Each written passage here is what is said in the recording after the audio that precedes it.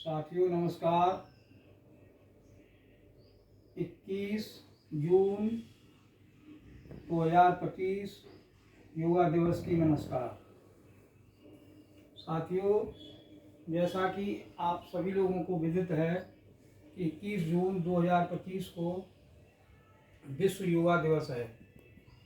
तो इसके लिए बाबा रामदेव जी को और भारत के प्रधानमंत्री नरेंद्र मोदी जी को बार बार बधाई कि इन्होंने हमारे देश की इस प्राचीन विद्या को विश्व में पुनः फिर से प्रचारित और प्रसारित किया है।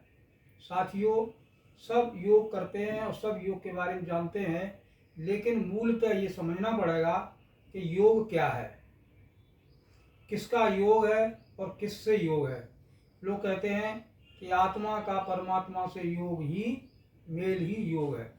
तो क्या आपने कभी आत्मा को देखा है? क्या परमात्मा को जाना है?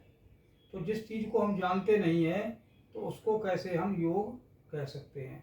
मूलतः योग जोड़ घटाना भी है, हमारे शरीर से विकृत चीज़ों को घटाना है और अच्छी चीज़ों को, सद चीज़ों को जोड़ना ही योग है।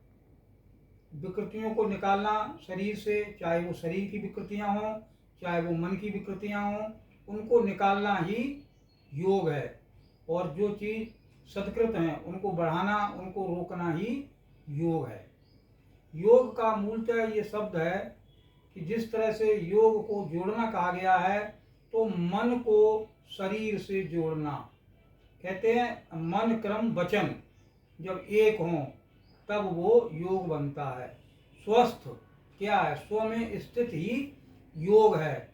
तो हम लोग ये समझेंगे कि मूलतः योग केवल एक व्यायाम, एक कसरत, एक एक्सरसाइज ही नहीं है, वरन ये मन और तन का इतना बड़ा योग है कि जो हमें श्वासों से जोड़ता है।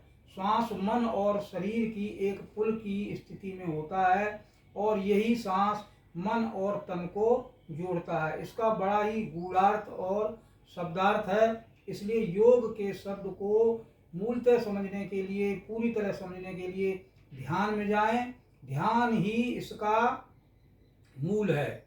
जिस तरह से 90% बीमारियां साइकोसोमेटिक होती हैं, मानसिक होती हैं, उसी तरह मन का व्यायाम 90% आवश्यक है, जो हमें ध्यान में मिलता है। और विशेषकर विपश्यना जैसी पद्धति इसके लिए पूर्णतः विश्वसनीय है। अतः ध्यान को करें, तभी आप योग को जान पाएंगे और समझ पाएंगे। नमस्कार।